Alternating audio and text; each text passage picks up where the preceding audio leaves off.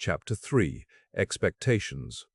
Afterwards, the class went rather well. Having sat so far away from Hermione and between Harry, who had done this all before in class and during a test, and Parvati, who also cooked, their potions were next to perfect.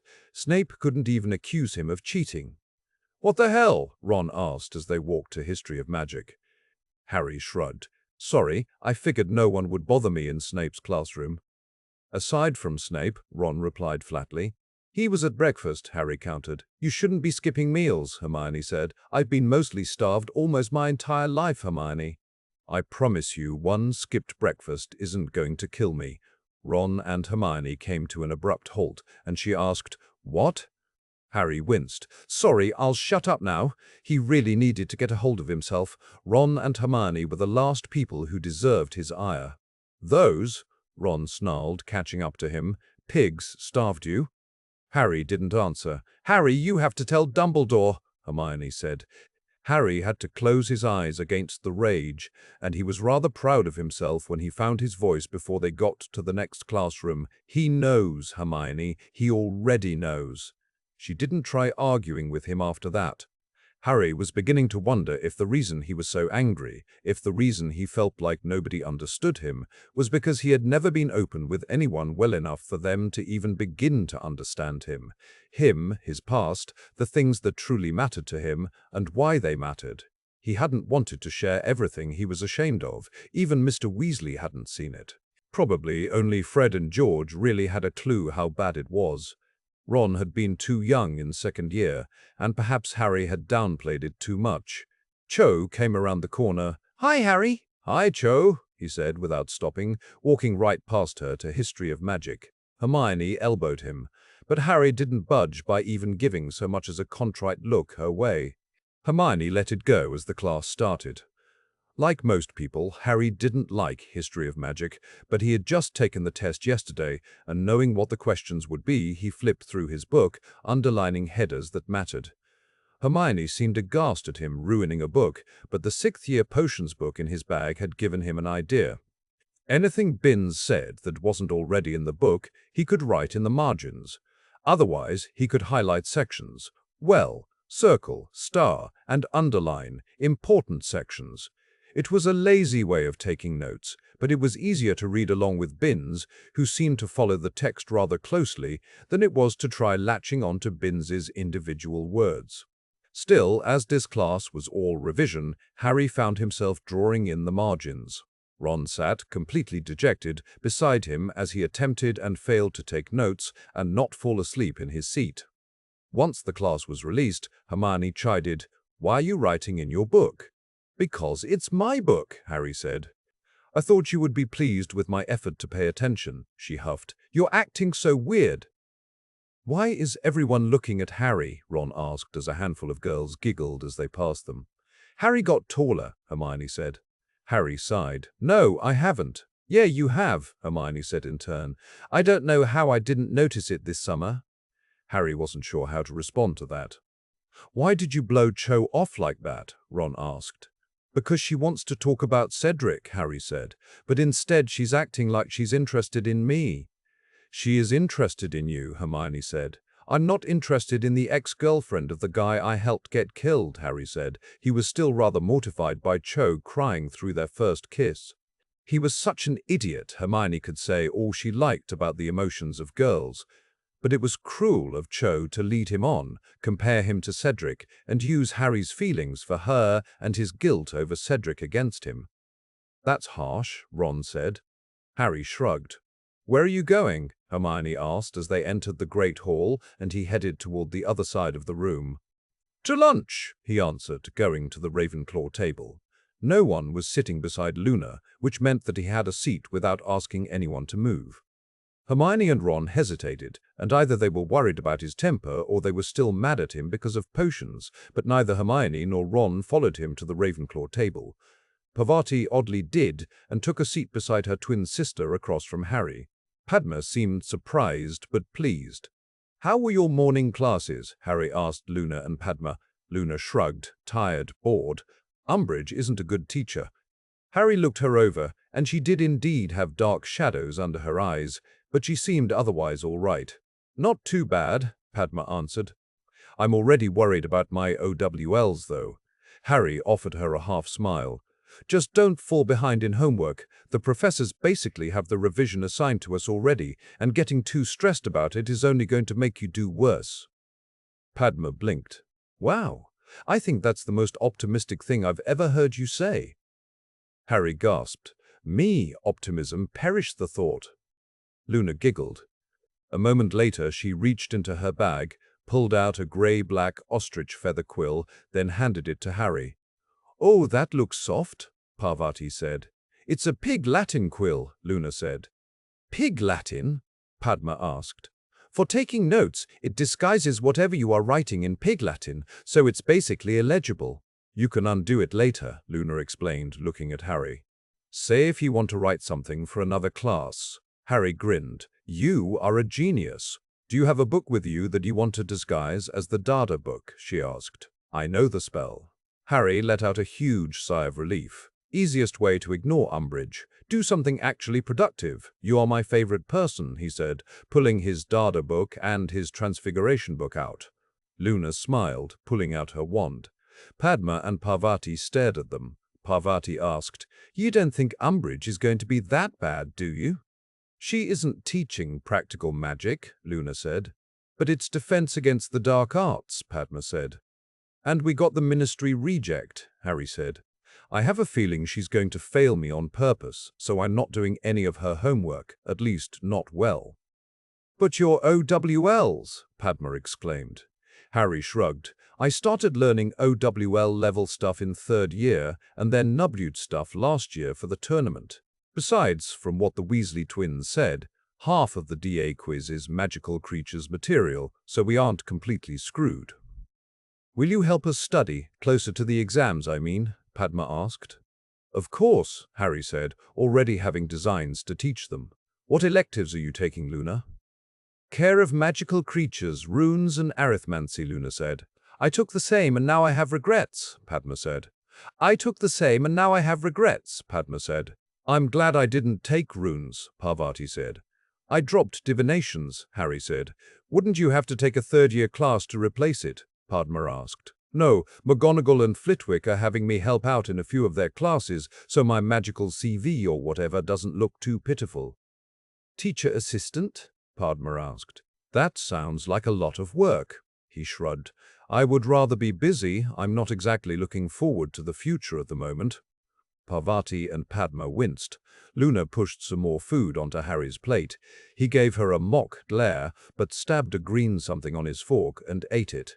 Broccoli cooked in caramelized onions. Very good. Cho and her friends showed up then. Harry?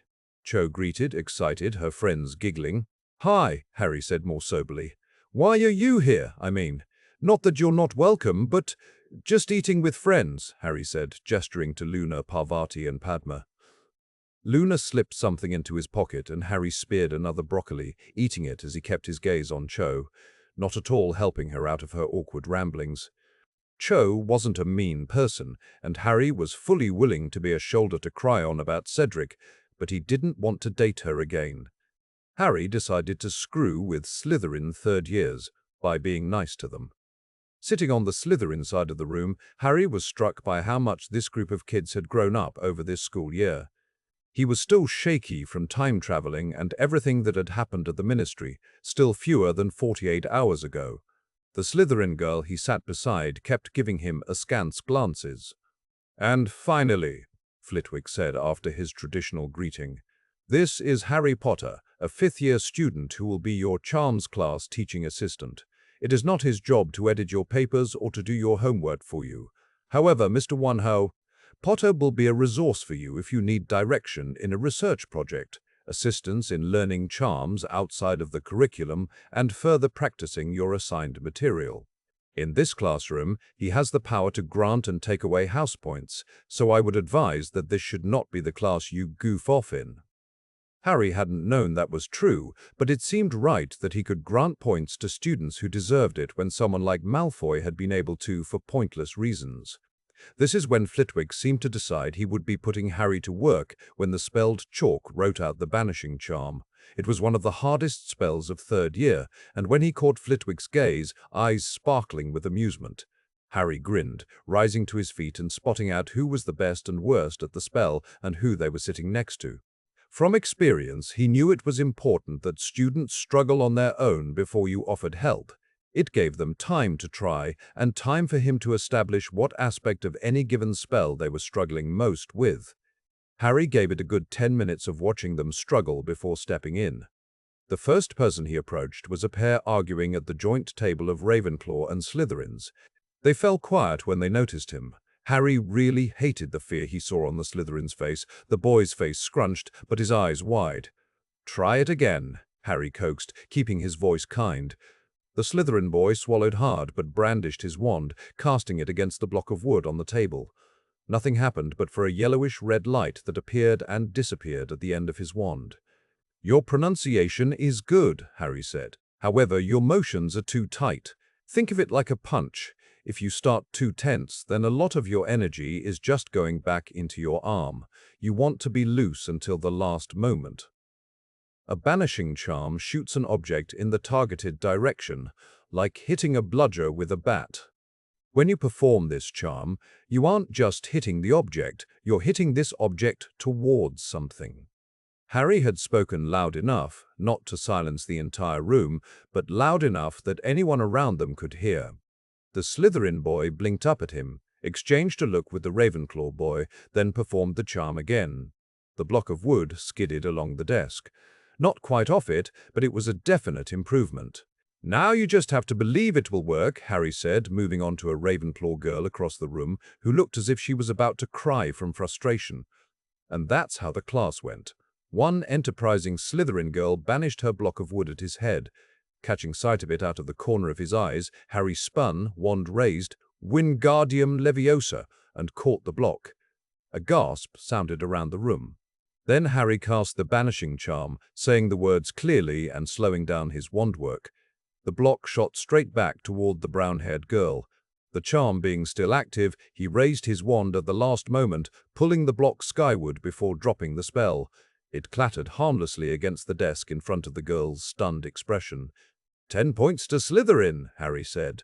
The girl's face shifted to something pleased and amused. She tipped her head in his direction, as if to say, "Well played, Mr. Potter, well played." Harry shook his head, turning back to the Ravenclaw boy he had been helping. After class, Flitwick seemed to radiate pride, and Harry found it difficult to not smile as wide as he wanted to. Umbridge and the minister had punished him for teaching and helping his classmates. It felt beyond good to be thanked for helping others. And Flitwick's pride felt much better than house points. On Harry's way to Dada, Ron asked, "Where the hell were you?" "I quit divinations," Harry said. Hermione smirked. "Smart." "No, not smart," Ron said. "My mum would kill me if I quit a class, especially as we bought the book already." Hermione shrugged. "Now Harry has more time for studying." "He already quit Quidditch," Ron muttered bitterly. "Actually," Harry said, figuring he would get this out of the way, "I'm a teacher assistant for Flitwick's 3rd and 4th year classes and for McGonagall's 4th years." Ron and Hermione came to an abrupt halt, and they asked in unison, "What?" Harry paused. "I'm a teacher assistant. When I asked what options I had instead of taking divinations, they offered the position to me. I took it. Simple." "Hogwarts doesn't have teacher assistants," Ron said. "I'm told it's rare, but that it happens. There just aren't that many students who want to take on that much extra work." Hermione ran through it in her head. "Wait, do you even have a free period?" "Nope," he answered. Hermione shook her head. "Harry, I wouldn't want to do that. You realize there are going to be a ton of students asking for your help." "Hermione, I know I don't have many friends, but I don't dislike people. I just hate being a sideshow freak. I don't mind people asking me for help with spells, and I was specifically told my job is not to edit essays." She blinked at him, deflating a bit. "Oh, I always thought you were, I don't know, sort of shy." "I'm awkward." She blinked, then asked, "What about your OWLs?" "The OWLs are on all 5 years of curriculum, Hermione. Helping others study is literally the easiest way to revise," he answered. Easiest? You have to deal with little kids," Ron said. "I like teaching." And maybe there aren't a ton of teacher positions in the magical world, but surely I could hire myself out as a private tutor or something. I'm trying things out for my future. You know, on the off chance I survive long enough to have a life post, Hogwarts." Hermione and Ron exchanged a worried look, and Harry decided he was not going to tell them about the prophecy, at least not until after exams. When they continued to say nothing, Harry went ahead into the class, claiming a seat by the far back corner near the windows, which turned out to be on the Slytherin side of the room. Harry sighed as Theodore Nott and Blaise Zabini closed in around him, cutting Hermione and Ron off. Hermione and Ron gave him panicked looks, but Harry waved them off as he took out his transfiguration book Luna had helped him spell to look like the Dada text. He loved the quill, it looked ridiculous. Harry wasn't going to fall behind in any of his classes this year. He was going to get an O in everything if it killed him. He had literally no excuse not to, and no shame at all about taking advantage of being a year old or knowing the answers on the exam. Considering how many times he had been tortured and almost killed by terrorists, he felt fully entitled to the extra leg up. "You're on the wrong side of the room," Nott sneered. Harry looked up at him slowly, then looked at the other side of the room, then looked back at him and asked innocently, "Am I?" Nott's eyes narrowed. "You're no Slytherin." "And yet," Harry drawled, "which one of us can speak to snakes?" Nott's expression hardened, and he turned round in his seat as Umbridge entered the room. Harry didn't greet Umbridge with the others. He kept his head down and didn't stop looking at his book and writing his essay while Hermione started her spat with the new teacher. Dean spoke up, so did Parvati. Harry remained silent along with the Slytherins. He kept his scarred hand below the table and considered getting a tattoo. No one got detention, and he was pretty sure Umbridge was disappointed. After class, Ron came up to him angrily. "What is wrong with you, mate? What happened? Why are you keeping so many secrets? And why are you?" "I had a fucked up year, Ron." Harry cut him off. "And I'm done dancing to everyone else's tune." "You let that toad," Ron argued. Harry scoffed. "Trust me when I say Umbridge will get what's coming to her." Ron gaped at him, at the severity of his tone. Hermione squeaked, lowering her voice. She asked, "What are you going to do?" He smiled at her. "Nothing you wouldn't."